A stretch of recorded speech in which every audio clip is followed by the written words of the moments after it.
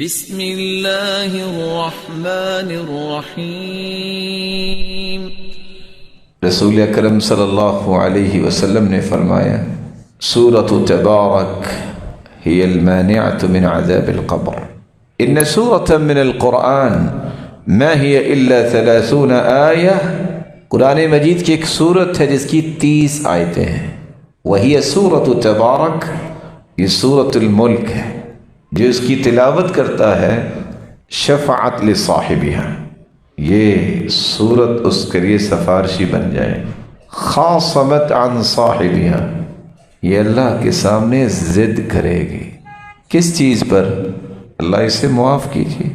حتی غفر لہ، جب تک پڑھنے والے کی بخشش نہیں ہو جائے گی اس وقت تک سفارش کی ضد چھوڑے گی نہیں۔